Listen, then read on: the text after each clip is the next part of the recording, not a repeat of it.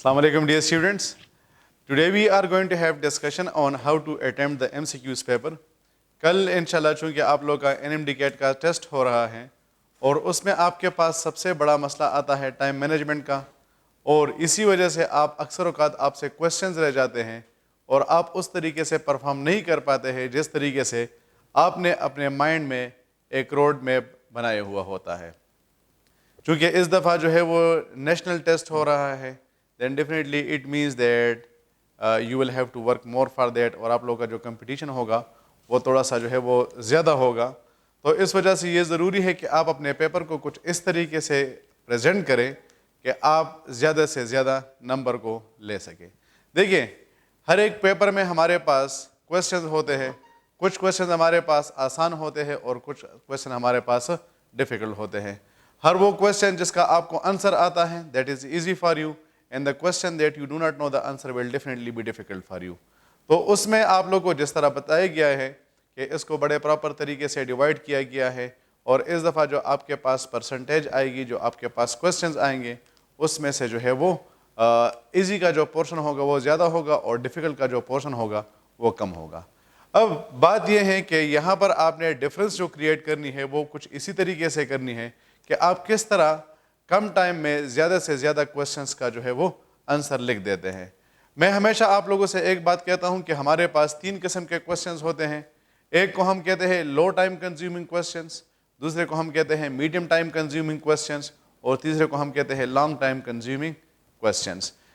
لو time consuming questions کا ہمارے پاس مطلب یہ ہے کہ فار ایگزامپل اگر آپ کے پاس آ جائے کہ who has discovered the cell, تو آپ کو سمپل پتہ ہے کہ Robert Hooke has done it. تو اب یہاں پر آپ کو اس پہ کسی قسم کی سوچ کی ضرورت نہیں ہے. تو آپ کو کسی چیز کے یونٹ کا پتہ ہو، آپ کو اسی طرح کسی بھی چیز کے ڈسکورر کا نام ہو، آپ کے پاس کسی بھی انسٹرومنٹ کو یوٹیلائزیشن کا پتہ ہو، تو اس قسم کے کویسچنز کو ہم کہتے ہیں لو ٹائم کنزیومنگ کویسچنز.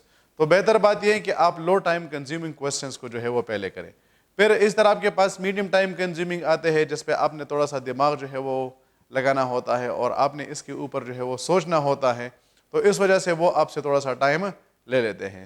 اور تیسرا جو آپ کے پاس کویسچنز ہوتے ہیں جس وہ آپ کے پاس نیومیریکل وغیرہ ہوتے ہیں، یا جس میں آپ کے پاس فارمولے ہوتے ہیں، یا جس میں آپ کے پاس جو ہے وہ میتھمیٹیکل کیلکولیشنز ہوتی ہیں، تو جب بھی آپ اس قسم کے کویسچنز کو کرتے ہیں تو definitely these questions are time demanding questions.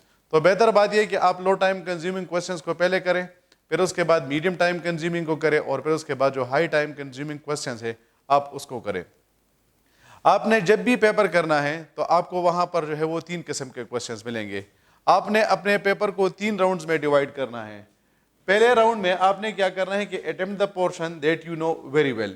آپ کو پتہ ہے کہ آپ کے پاس 2 قسم کے کویسچنز، آپ کو وہ کویسچنز جو کہ آپ کو آتے ہیں، ایک تو وہ کویسچنز ہوتے ہیں جو آپ کو نہیں آتے ہیں، وہ آپ اپنے بارے میں خود جانتے ہیں. لیکن آپ کو پتہ ہوتا ہے کہ جب بھی آپ کے پاس کویسچنز ہوتے ہیں اور وہ کویسچنز جس کے آنسر آپ کو آتے ہیں، پھر انہی کویسچنز کو آپ 2 کیٹیگریز میں ڈیوائڈ کرتے ہیں.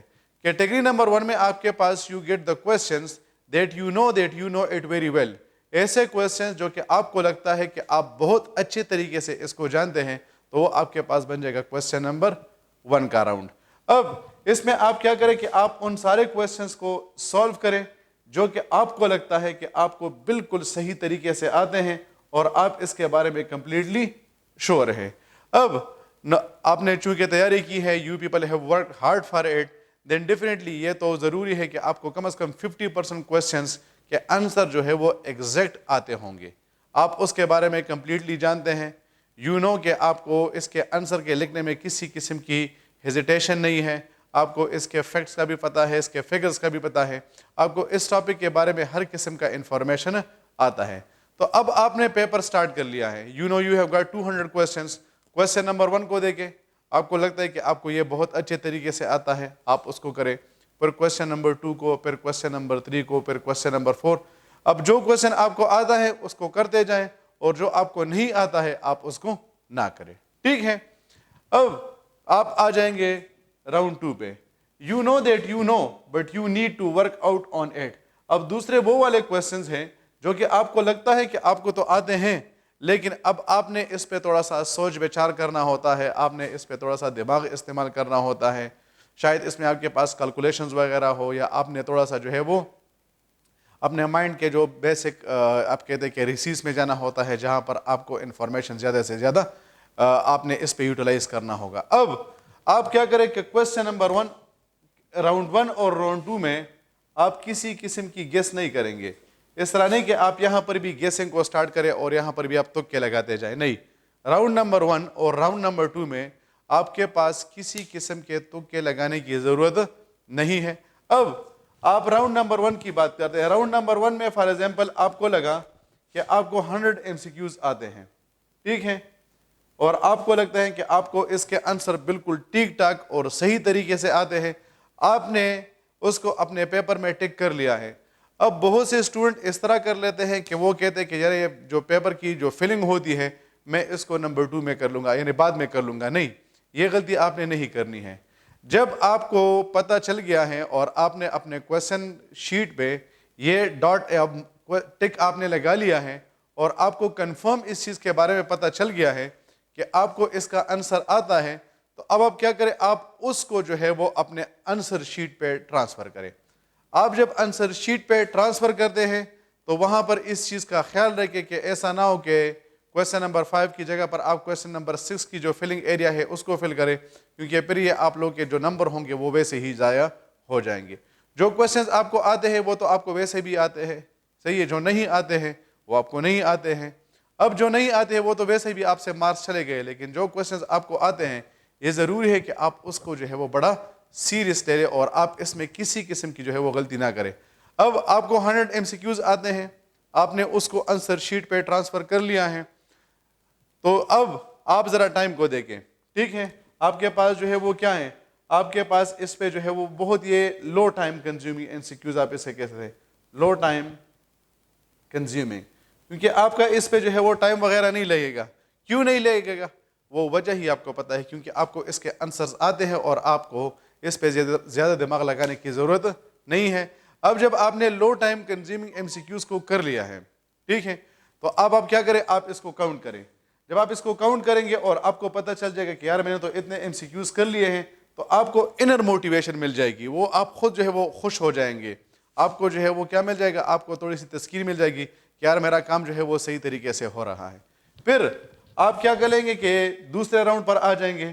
اب دوسرے راؤنڈ جو ہے آپ کا کیا لگے گا, آپ کا جو میکسیمم ٹائم لگے گا وہ یہاں پر لگے گا, آپ کا یہاں پر بھی کم ٹائم لگے گا اور آپ کا راؤنڈ 3 میں بھی کم ٹائم لگے گا. آپ کا جو زیادہ ٹائم لگے گا وہ راؤنڈ نمبر 2 میں لگے گا. کیوں یہاں پر لگے گا, کیونکہ یہاں پر آپ نے کیلکولیشنز بھی کرنے ہیں, آپ نے یہاں پر نیومیریکلز بھی کرنے ہیں, آپ نے یہاں پر جو ہے وہ اس پہ اپنی ساری انرجی یوٹیلائز کرنی ہے, کیونکہ آپ کو لگتا ہے کہ آپ کو اس کے آنسرز آتے ہیں, لیکن آپ نے جو ہے وہ کیا کرنا ہے, اس پہ ورک آؤٹ کرنا ہے. ریممبر کہ راؤنڈ نمبر 1 میں آپ بالکل بھی یہ جو نیومیریکلز وغیرہ ہے یا آپ کے پاس جو کیلکولیشنز ہے یا جو آپ کے پاس جو میتھمیٹیکل فارمولاز وغیرہ ہیں, آپ راؤنڈ نمبر 1 میں اس پہ بالکل بھی کام نہ کریں. 2018 میں ہمارے پاس زیادہ تر اسٹوڈنٹس کیوں فیل ہوئے تھے, ان کو سارے کا سارا پیپر آتا تھا, لیکن انہوں نے غلطی یہ کی کہ سب سے پہلے انہوں نے کہا کہ ہم نیومیریکلز کو حل کرتے ہیں. تو جب وہ نیومیریکلز کے پیچھے لگ گئے, تو آپ کو تو پتہ ہے, یو نو بیٹر دین می, کہ اس پہ بہت زیادہ ٹائم لگتا ہے اور آپ کو بالکل ٹائم کا پتہ ہی نہیں چلتا. تو پھر کیا ہو جاتا ہے, آپ کا سارا ٹائم جو ہے وہ ضائع ہو جاتا ہے. تو ریممبر کہ پھر ان اسٹوڈنٹس کو بعد میں جو پیپر تھا وہ ان کو آتا تھا, لیکن ان کے پاس ٹائم نہیں تھا.